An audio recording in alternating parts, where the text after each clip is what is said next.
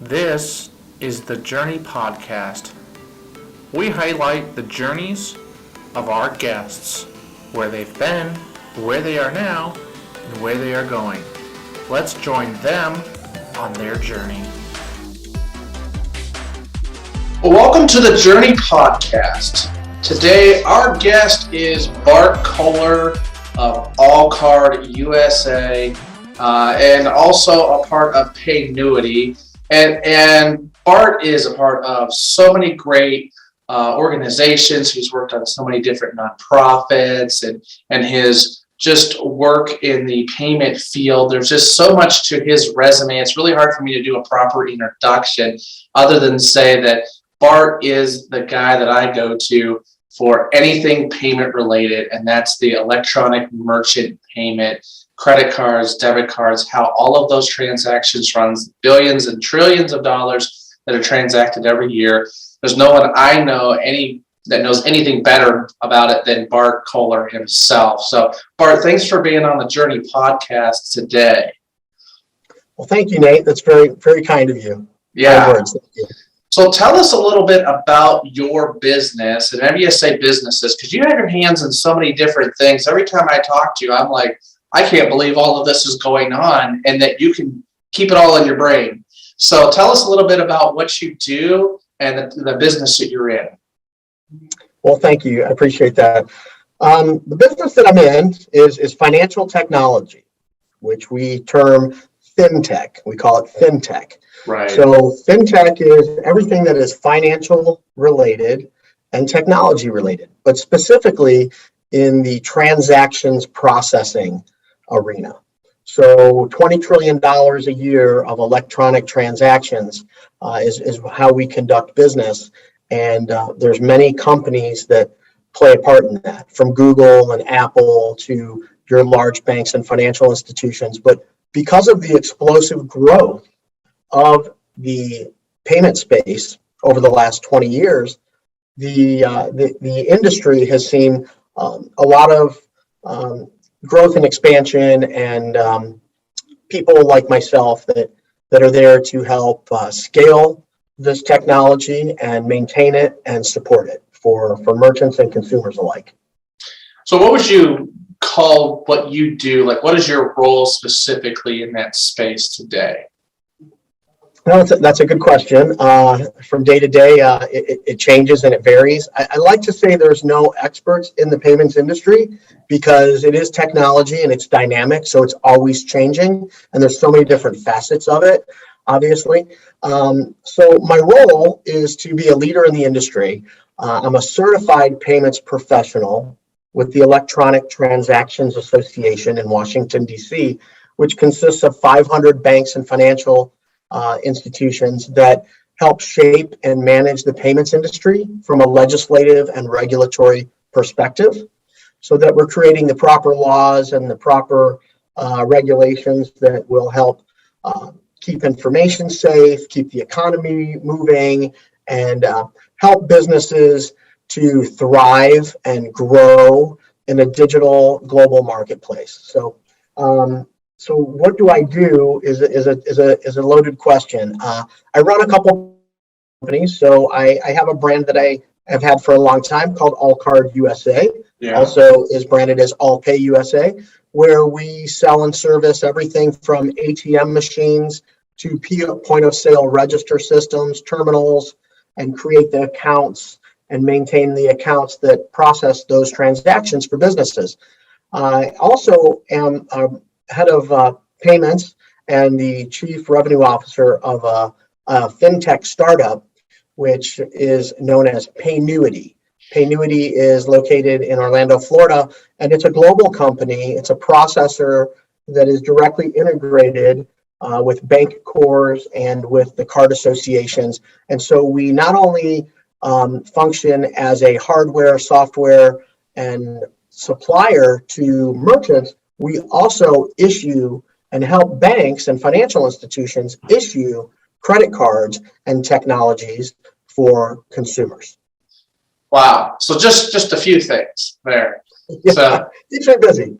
I'm always amazed to listen to the technology in the fintech market and try to keep up with it. But there's just so much to keep up with. It's almost impossible. You have to live and breathe it. So how does somebody, come into the role you're in today? Like, how did you get started in this and, really mature into what you are today?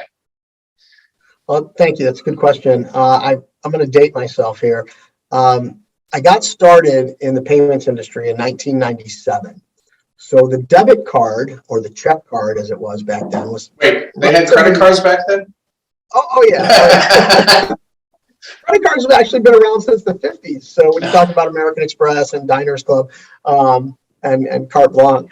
But so in 97, we had a huge expansion in the industry for basically two reasons. The debit card was becoming very popular, and we had this little thing known as Y2K, which was going to be very scary, and it was going to make a very difficult conundrum for computers when we went to the year 2000.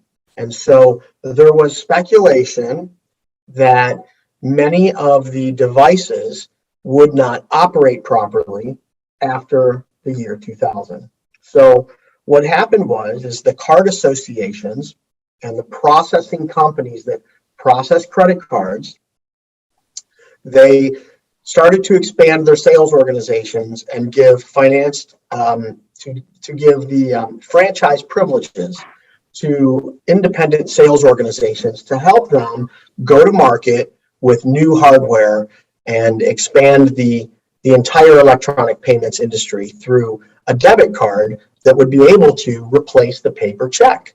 The paper check is a very expensive tool for a financial institution to process. It has to be deposited. It has to be physically handled and calculated. It has to be, in many cases, imaged and stored. And the debit card eliminated a lot of that because the transactions were quick. They were authorized in real time, near real time, and could be deposited electronically.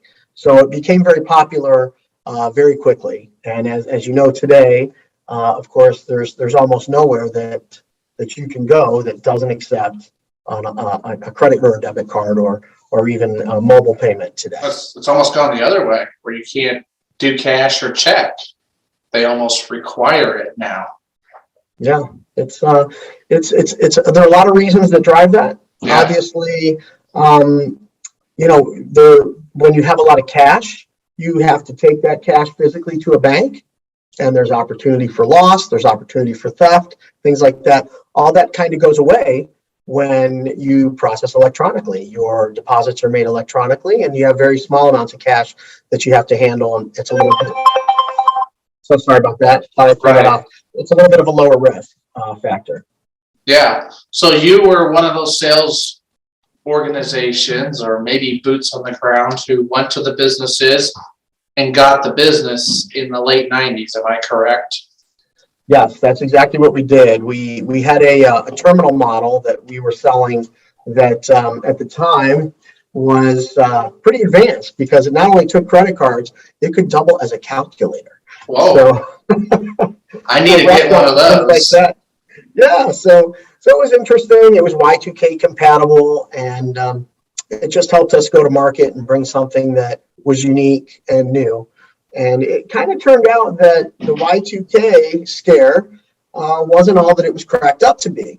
So when the year 2000 hit, what happened from my perspective, I felt that we had possibly, put the cart before the horse, and we were taught and trained to present this equipment that it was absolutely necessary and needed. And of course, you and I work in small markets with small business owners, and you and I are truth tellers. So that didn't sit very well with me.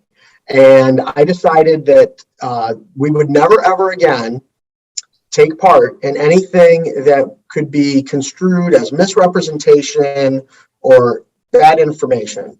So I made it my goal to become as knowledgeable as I could about every aspect of the payments industry. And part of that evolution turned into the creation of the Certified Payments Professional designation that we now, the credential that we give to people who pass the bar in the payments industry by taking exams, keeping up with continued education, and also signing and swearing to a code of ethics. So it's an industry that grew very quickly, and some things may have been miscommunicated from many different levels.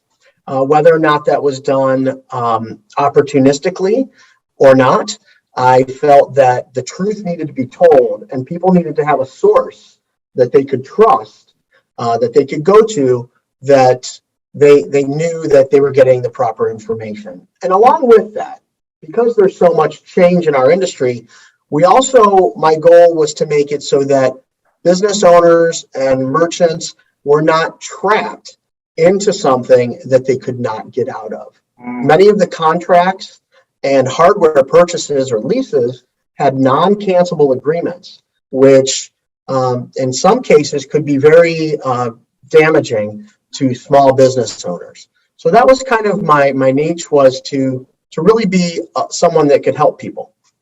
Right. Well, and so tell me a little bit more about the Certified Payment Professional certification. Is that just a U.S. thing, or is that international? That's a great question. So the ETA is an international organization. So the test can be applied for and taken by anyone who would like to apply and take the test, and can apply to international standards. So is there a lookup for our audience if they want to find a certified payment professional, or say they meet with some guy or gal and they want to know if they're certified? Is there a site that they can look them up on? Yeah, there is actually. You can go to Electran, which is ELECT as in Tom, RAN, Electran, short for electronic transactions, electran.org. Okay. And if you scroll down to the bottom of that page, there's going to be, all those directories that you can see, and they will have a CPP registry. And if you click on the CPP registry, you can find a list of approximately, unfortunately, it's only about 2,000 individuals worldwide that currently carry the certification. And some of those people have their numbers and their email addresses listed there. Many of them work in the sales field, but there are many of them that also work in the risk and underwriting departments at banks and financial institutions. So some of them are accessible for merchants to meet with and speak to, others are not. They work strictly for the banking side. And you would say that those who they're taking a code of ethics. They're the best ones in the industry to work with because of what they've sworn to do, correct? We like to think so. Yeah. We have continued education. We meet regularly. We converse with each other and work on committees for strategy. We work with public relations and young payments professionals, mentoring young people. So it is an important part of the journey of a payments professional that I hold very high regard. I sit on the credentialing committee on the board, and I find the work very, very important and extremely necessary. We have a lot of work to do to get up to speed and really bring the CPP certification, the ETA CPP certification to become more popular and gain more popularity and gain more members as time goes on. Well, I appreciate the work that you're doing there, and definitely think it's an important role to play to have a governing body like that, or a regulatory, some oversight into that, because it is a tricky purchase for any business owner for their electronic transactions, and gets them locked into a lot of things they really don't understand. So it's definitely important to have somebody, the person that's selling them to be able to walk them through it, to make sure they know what they're getting. So we talked a little bit. So that was, we talked a little bit about your early period, and we got through Y2K. We get post Y2K. Your certified payment professional was born. So tell us a little bit about maybe the rest of the journey that brings you to to where you're at with Paynuity and All Card. Okay, sure. So my journey really was made on the street, meeting business owners and giving them service. Unfortunately, in our industry, there's a lot of misconceptions. So many people go to a bank to open a business checking account, and the bank at that point will slide over some paper, an application, a merchant processing agreement, and ask you if you would like to take, if you would like to accept credit cards and debit cards. And many people sign up right there at their bank. The problem or the issue that I had was that banks don't really process credit cards. They're really reselling that service for someone else. And so even though you like your bank and you know your banker and you go to your branch and, it could be your neighbor or even a relative or somebody that you go to church with or something, and you trust them, you like, know, and trust them because they're your bank. Right. But the problem is when they have you sign something, in many cases, they're not going to be the ones that are going to service your account. It could be someone 500 or 1,000 miles away, or even 2,000 miles away, and there's a disconnect there. And so the expectation level that is set isn't always fulfilled. And so that is where I wanted to make sure that we were representing the merchant to those companies, and that we were someone that would meet their problems head on, should a problem occur, and give them proper representation. So their experience would be something close instead of something far away. That's awesome.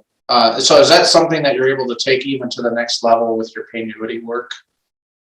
Absolutely, yes. Paynuity is a great company. It's a fast-moving fintech company.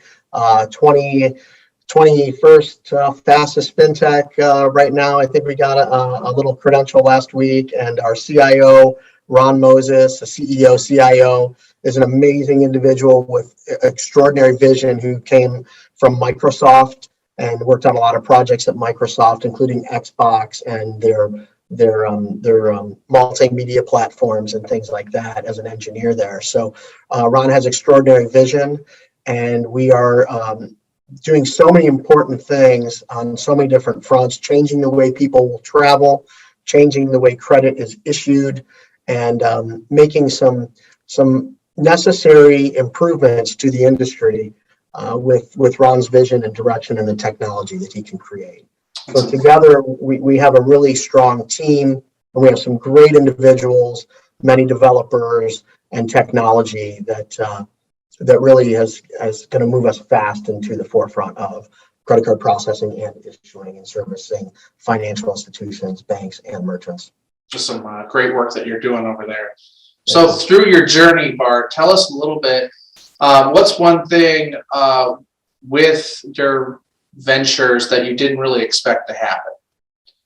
Oh, wow. Didn't expect to happen. Was this on the question list? It was on there. Sometimes we prep our guests. Yeah. Things that I didn't expect. Well, see here. Payments issuance. Payments issuance wasn't something that I really was part of for a long time. And so that is a new segment that has allowed me to, even, in my years in this industry, has allowed me to learn quite a bit. So I found myself, on the acquiring side. So we have issuing and acquiring. Acquiring is when you help businesses accept payments from consumers, and issuing, obviously, is when you help banks issue credit cards to consumers. So the acquiring side of banking is very small. It's a small pond.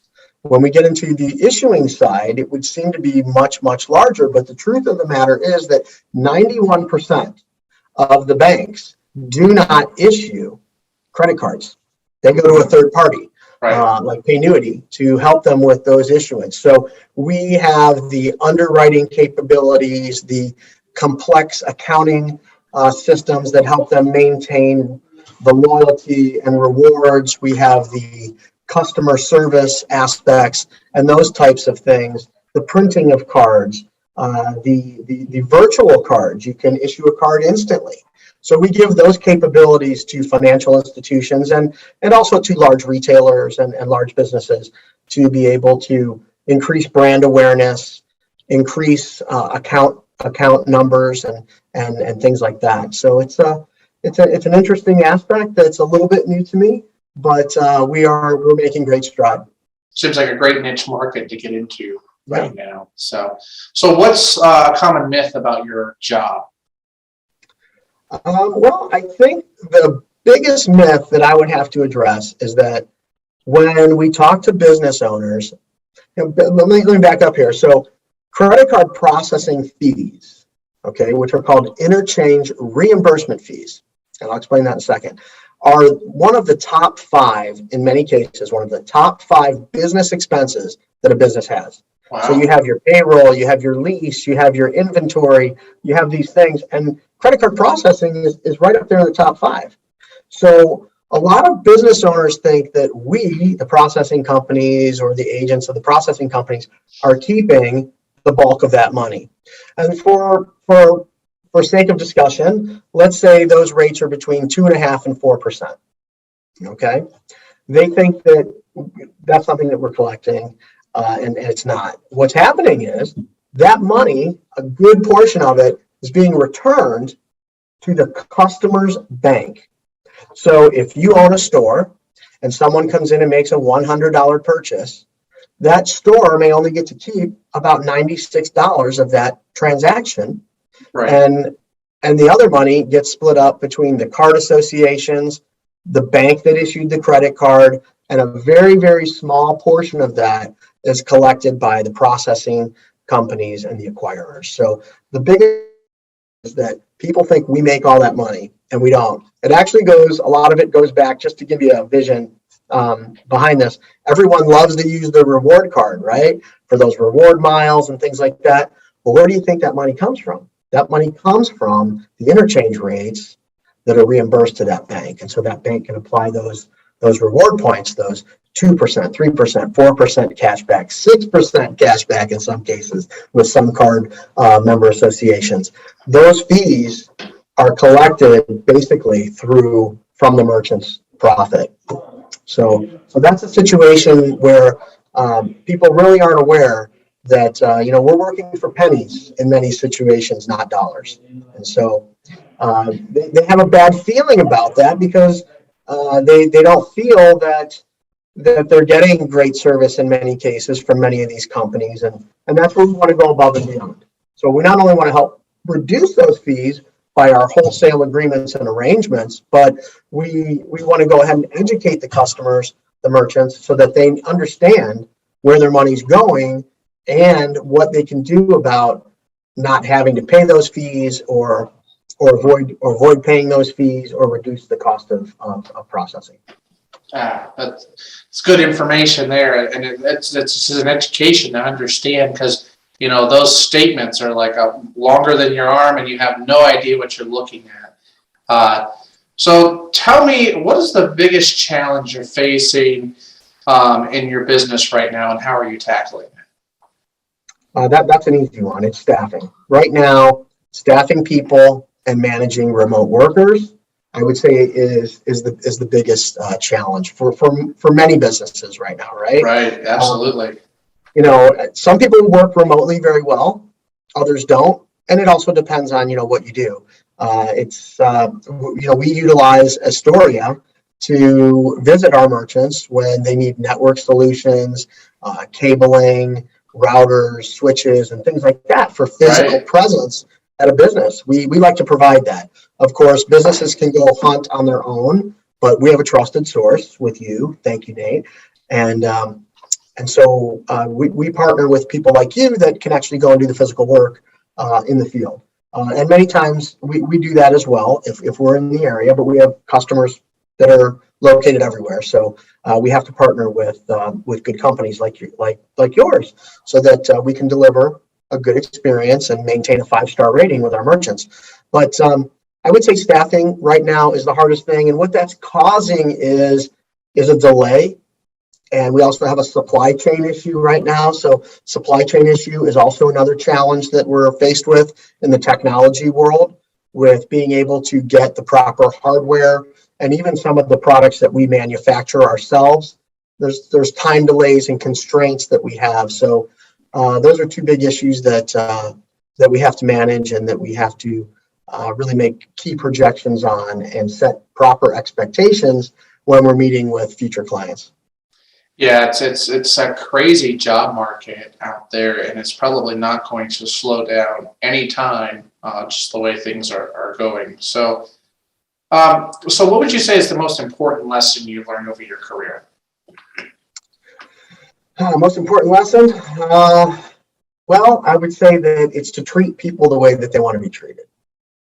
I think if you can take that 11th commandment and apply it to your business, I think you're gonna have a winning strategy every time, because we've all been mistreated or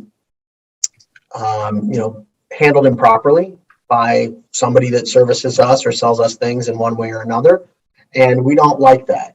Disappointment is a key reason to leave a bad review, or to look for an exit in a certain relationship in business, or even in a contract that you want to exit. So I think that treating people the way that you like to be treated and telling the truth is really probably the most important aspect of my business acumen. I don't know everything, so if someone asks me a question I don't have an answer, I will certainly research that, use my resources to find the truth. So I'm a big truth teller. Obviously, my book is Myth Busting the Merchant Payments Industry: A Merchant's Guide to Truth and Higher Profits, which, if you are a payments person or you're into that, it could be a great book for you. If not, I tell people it could be the cure for insomnia, because it goes pretty deep into transactions and the pricing models and things like that. And there's a lot to it. So what I wanted to do was to make sure that when I'm in front of a customer, that, because we tell a lot of stuff, and people, they might get lost a little bit, it might get a little deep, but I want people to know the truth. And so how do people know I'm telling them the truth, right? I can, if you don't know about our industry, right, I can probably tell you, the sky is green, and you would have no idea, right? Say, oh, okay, the sky's green. So by publishing all of my works and all the things that I say, then I can go and tell the truth to a merchant and express to them that I'm not just telling you something that isn't true. I'm telling you something that I've documented, verified, and I've published for you and the whole world to see. So if I was a liar, they would have run me out of this business a long time ago. But that's not the case. The case is, I'm going to find you the truth, share with you the truth, so you have the truth, because that's something that the clarity and having that information is vitally important to your business. And when we're talking about somebody's business, that's their property, that's their lifeblood. And I deal with a lot of small businesses and big businesses and major corporations as well. But many of the businesses that I've worked with over my 25-year career are businesses that, they kind of wear a lot of hats. Restaurant owners and salon owners and grocery store owners and merchants. And so they need an advocate. They need someone that they can trust, someone that they can go to that has knowledge, and that they can trust, and that they know they're going to get proper information from. So that's really my main goal, and that's probably the most important lesson that I've learned over my career is not to go down the street and tell them that their terminal's not going to work in the year 2000 without knowing that and verifying that, but to go down and let them know that you have some options for them, and that you're there, and create a place for them, a resource for them to have for these types of things. Oh, that's great. And we'll cover where the listeners could get your book here at the end of the episode. Okay. Yeah, that'd be great. So tell me, in your opinion, what is the most important personality trait that someone would need to have to even do the type of work that you do? Well, it's sales. And sales is a rejection game. My industry is very, it's very saturated from a sales standpoint. Merchants get many calls a day, numerous calls a day. You're a merchant, so you know. People will call you. I think I have 12 emails in my inbox right now. Yeah, let's lower your rate. Let's lower your rate. Hey, do this, do that. So a thick skin. It's important to have thick skin and to learn persistence, be very persistent, and to have a knowledge and a self-understanding that you are here to help people. I always tell my employees and everyone that I work with, we are trying to get something to them, not something from them. Because that's really what we do. We're a service company. Right. We need to keep service in the forefront. So you've got to have thick skin and you've got to be resilient. And when people tell you no, you have to go back for these second and third attempts politely, not being pushy, not to be combative, but to tell them, oh, you know, you're very smart to think that, and then maybe follow it up with a question. But if you could find better service and you didn't have a situation where you were trapped in a contract or an agreement, or if you could find a partner that was accountable, that wanted to earn your 5-star rating on every transaction every month, would you be interested in having a conversation about that? Right. Just letting people know that you're there. It's important to be present, like you are with everything that you've been doing, Nate. I'm impressed and I like the things that you do with your book and with your podcast and going to network meetings. Obviously, that's how we met. So, right. A lot of the things that you do are a lot of the things that I do. We're very much alike in those ways. Yeah, it's important to be present because people aren't going to buy your product every single day. It's a very unique product and it's a trusted source, and it's a big lift for a client to change that out and to have that expectation of they're going to switch just because of a lower rate. There's more to it than just the money side. The education is huge, and that's worth some value to a client as well. So I think it's so important what you do. So what is one piece of advice you would give to somebody starting out in your industry? Well, I would say you have to have a creative offer. So you have to have a way to approach a customer to distract them long enough to gain their attention, right, to entice them, right? We have to have some bait or something attractive that allows them to let their guard down a little bit and be curious and pique their curiosity so that they want to know more, so that they are intrigued and they're interested. So we tell the truth, but we try to find the alarming or interesting aspects of a merchant account that will capture someone's attention. So for instance, hey, if I could show you how to eliminate one of your top 5 business expenses, would you give me 5 minutes of your time? Absolutely. Most business owners will give you 5 minutes if you can. Yeah. Well, how are you going to do that? Well, how does that work? Right. What do you do? Right. And so then we can start to explore that from that standpoint. So I would say having a creative offer is very important. Having a large network is very important. Yeah. That's something you've learned. You and I, we talk to everybody. We tell everybody about what we do. We want to share with the world the great things that we have, and you can't be afraid to do that. You really have to. You have to work smart, work social media. You have to work, stay in front of your clients, and hence the reason we're on this call today, right? Absolutely.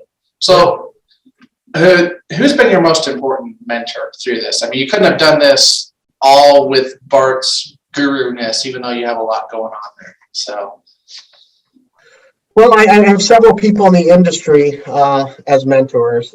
Some of the people that got me into the industry, I would say.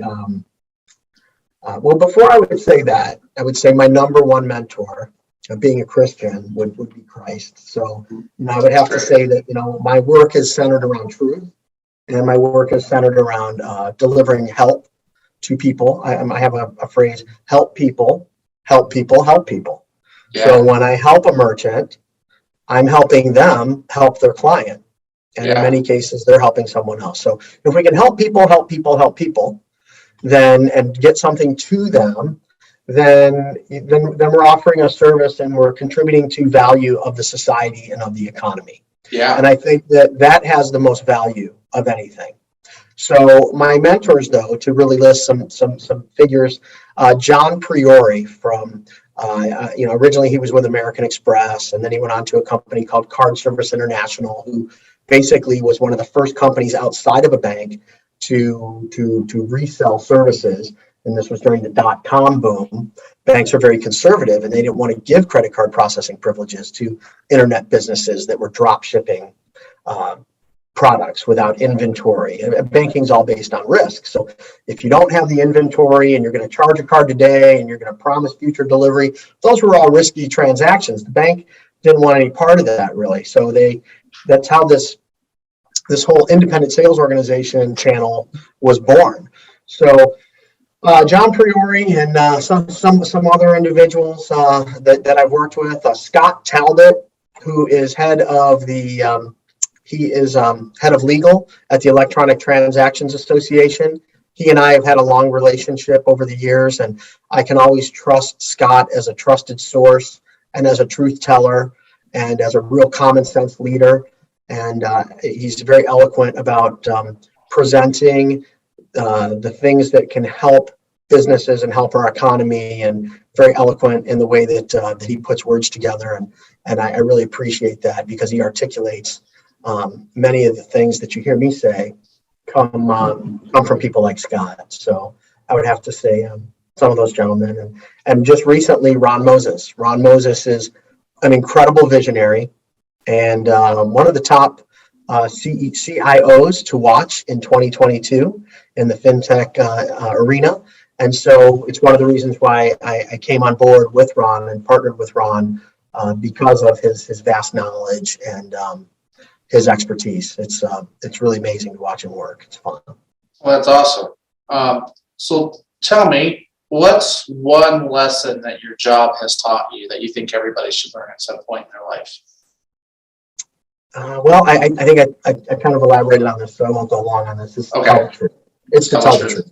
Yeah, you've got to tell the truth. It's easier to tell the truth than it is to tell a lie, because the truth is always true. You don't have to remember it, right? A lie, you can get in the weeds, and then you can get caught. And merchants won't allow you to lie to them. They'll allow you to make a mistake from time to time. But I think people have been lied to enough in our society that they can kind of sense when someone's not telling the truth. And I can spin a good yarn. So I may come off as maybe not the most truthful person sometimes, because my lines are pretty well rehearsed, and sometimes they seem part of the plan and out of the can, they say. And it's another reason why I wrote the book, is to say, this is true stuff I'm telling you. I've published it. I want you to have the truth. I want you to have a resource that you can go to and trust. Some people don't want the truth. Sometimes a lie is much more attractive, but sometimes the truth is very ugly, but it's still very necessary. And I think in the long run, you will gain longer lasting relationships and have to work far less hard if you tell the truth. If you're selling a lie, you may get a lot of customers quickly, but when people find out that it wasn't truthful, they will find another place to go. And it's very important to me is to work smarter and let's just tell them the truth. The truth is easy to tell because it's always there and it's easy to share. I think I found the episode title, FinTech Leader That Tells the Truth. So how's that? I like it. I like it a lot. Yeah.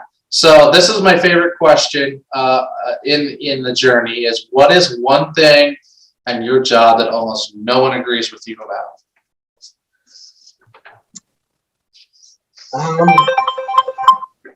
Sorry about that. I'm trying to turn it off. He's a wanted man.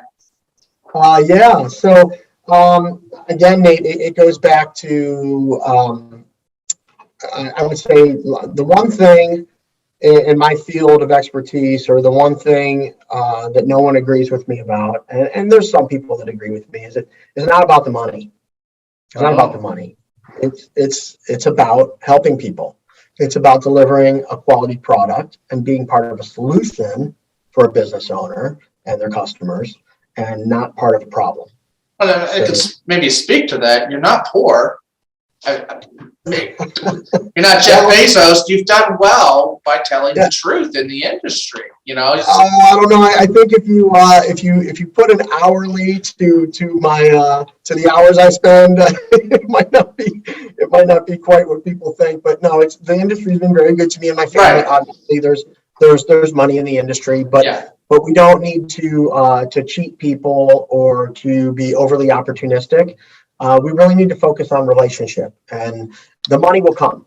As long as you're persistent, tell the truth, you have a good product, you have a good offer, of course the money's going to come. So I really don't focus on when I'm going to get paid, how much my commission is. I often tell people that work for me, don't watch the scoreboard, just play the game. Right. Move the ball down the field, keep going in one direction. It'll all come together, and you'll be a success. There's plenty of business and plenty of profit in our industry for everyone to make a good living. Let's deliver, let's put service in the payment service industry, and let's service the accounts. If you service the accounts, then you'll have longevity. Well, what's the point of being there if you don't have the relationships? I mean, if it's all focused on how much money you put in your own bank, you have no relationships at the end of the day. And there's no fun left, and that's a big part of the journey. It's just the relationship that we built, and just being able to share each other's stories. So you're self-employed entrepreneur, works on and off, in and out of companies. You have to do a lot of things to stay productive. What would you say is your favorite productivity hack? Productivity hack. Gosh, that's a tough one. Well, writing the book.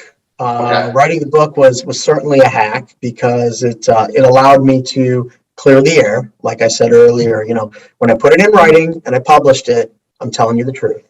And that's important. And it's important to me that people know that they're getting the truth, that's the product that they're getting is truth. So I think when we tell someone something and they think it may be a sales pitch or a lie, the fact that we've published what we're saying and you can go and reference it and see, I think that's important. Another hack, or not so much a hack, but a tool is asking people for a review, not just a referral, but a review, because a review is a referral. It's a digital referral. And also some review sites, you can change your review. So it's going to keep me honest. I may have a good sales pitch today, and you may like what I'm saying, and you may verify what I'm telling you is true. But if I'm held accountable by a rating system, then I'm going to earn your 5-star rating every day, every transaction, every month. And so I really rely heavily on that. Honestly, I do. I see many, multi-million dollar companies, $50-60 million companies that have 1, 2, 3 reviews on Google. And it's, I say to myself, you're really missing out there. Yeah. You need to get yourself reviewed, and then hold you accountable. Absolutely. People are like, why don't they have any reviews? Why aren't people saying things about them? It's interesting. So reputation management is a good hack, and the book, I would say 2 books actually.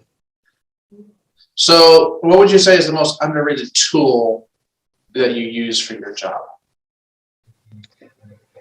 The most underrated tool that I use for my job, I would say that would have to be technology. So that's the right answer in fintech. That's absolutely the right answer. Well, and it's grown. Like when I first got in the industry, Nate, we used to have this thing where we used to have this term that it was called press hard, because the contracts were real thick and they had carbon. Remember carbon? Oh yeah. Carbon in between. There was more paperwork to sign up for a merchant account than to buy a house. We were a mortgage company before we became a credit card processing company. There was a period where we were both.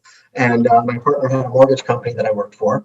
And we were introduced to this industry. That's when I started heading up the payments part of that. We became partners, and that company later sold about 10 years later.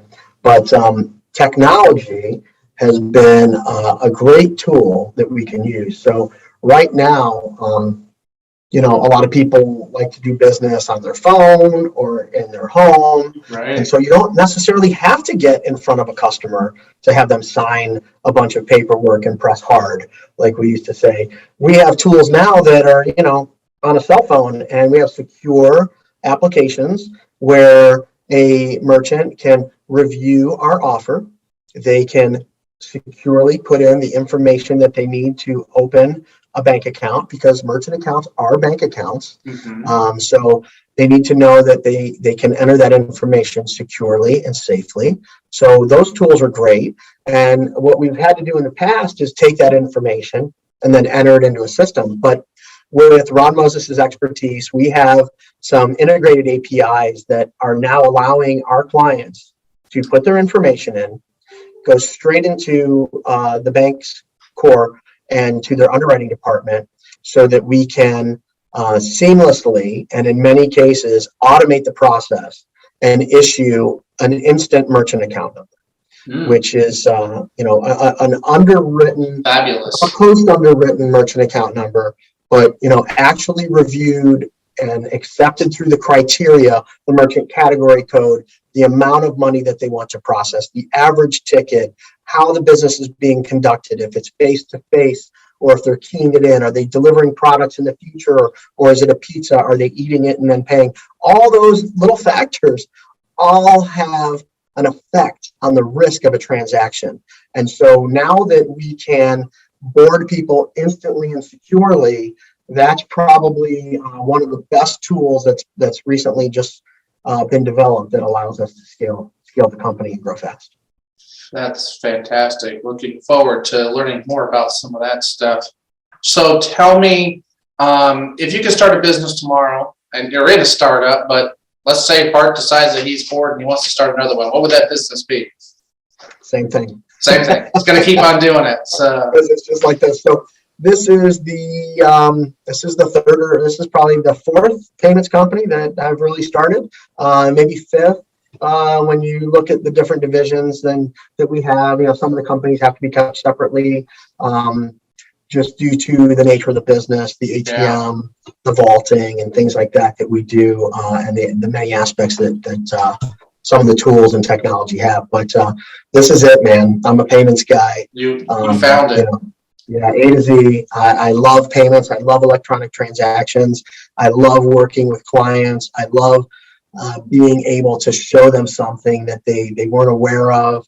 Everybody likes to feel important, right? You like to be respected and feel important. And I know that when I bring knowledge and truth to a client, that it gives them a good feeling and they value me.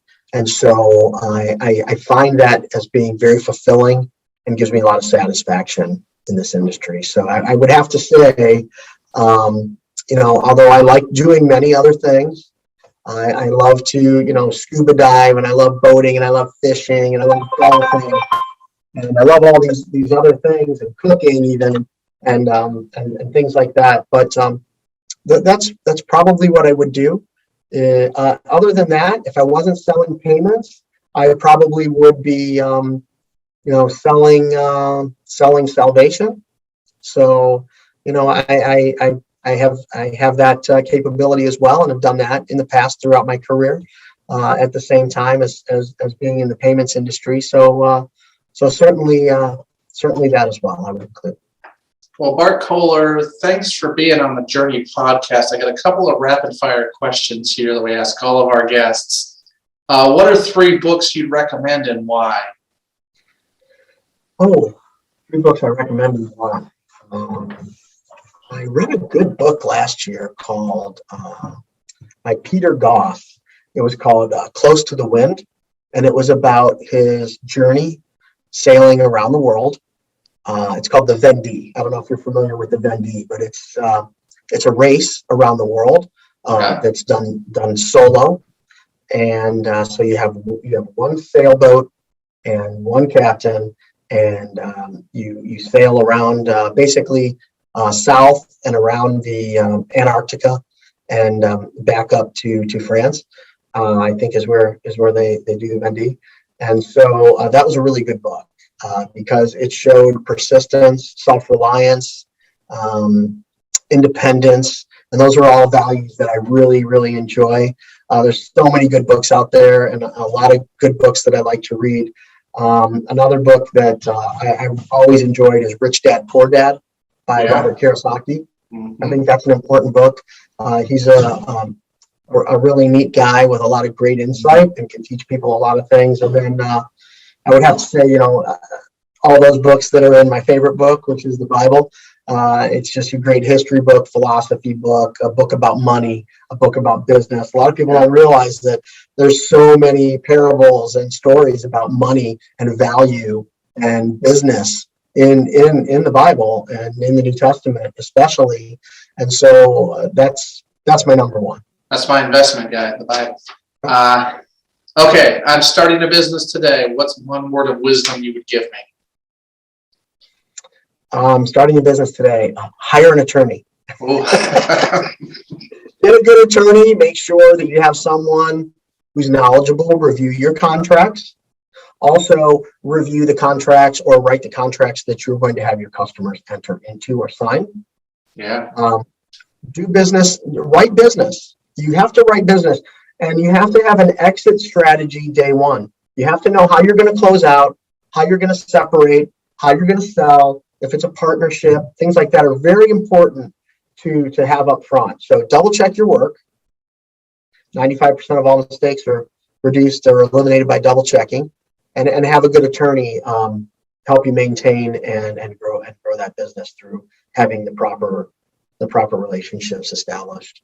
Well, the good advice. All right, so tell me one question you wish I would have asked you today.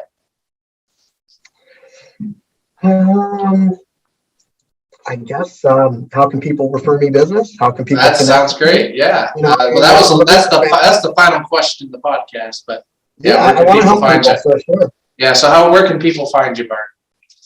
Well, they can find me. My books are found on Amazon. If you have Amazon Prime, they're free.